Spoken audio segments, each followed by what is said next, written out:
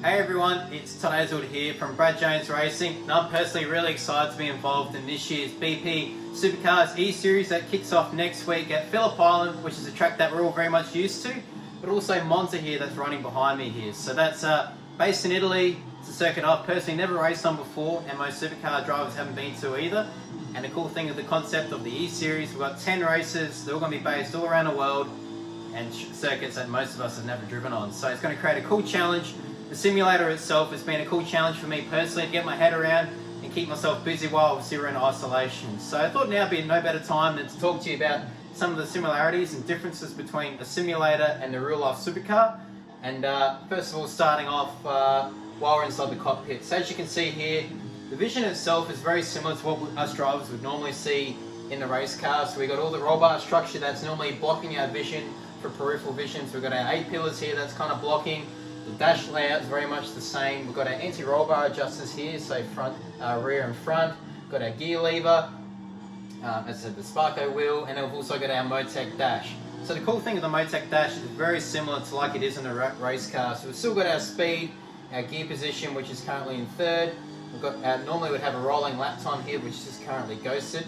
We've got our brake bias there, and we've also got our anti-roll bar settings as well. So and we've also got our shift lights and our lock lights, which come up on either side into the corner depending if it's left or right. So plenty going on inside the cockpit. Although it is a simulator and it's not the real thing, obviously it still replicates what we do in real life in a race car. So it's very cool that we've got the ability to do that. Very unique sort of sport where it's not like AFL, cricket, NRL, where those boys they're stuck at home and all they can do is train.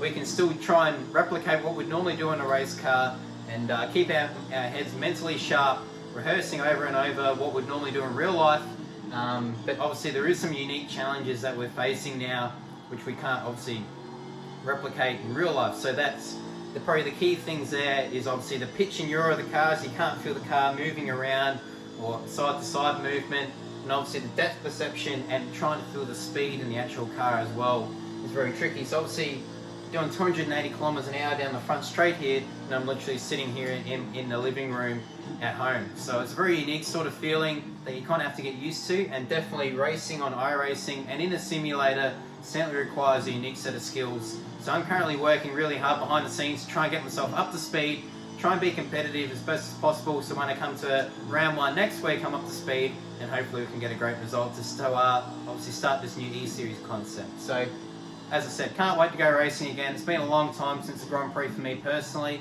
It's going to be tough, obviously, not racing in the real deal for the next couple of rounds, but I think it's a great initiative that Supercars have put together, and also the teams and sponsors getting behind this new concept that we're doing, and hopefully fill the little void that we're currently going through at the moment. So thanks to all the supporters at home that are watching, and really appreciate you getting behind us, obviously, during this tough period, and no doubt thinking of all the friends and family and all the fans at home that's currently in isolation, trying to do our bit to obviously stop the spread, lower that curve, and staying at home and trying to stay fit and healthy as well. So thinking of you all out there, but in the meantime, hope you all get to enjoy this content that we bring to your screen starting next week. I think it's going to be a fantastic spectacle for all the families and friends watching at home, and hopefully get a great kick out of it. But as I said, thanks for all your support. Make sure you keep your eyes peeled on the Brad Jones Racing page, as they'll be streaming all these races live. But if not, make sure you watch it all on Foxtel, Channel 10, KO, Facebook. You can't miss it. So yeah, look forward to seeing you all trackside very soon. But in the meantime, stay safe and all the best. Cheers.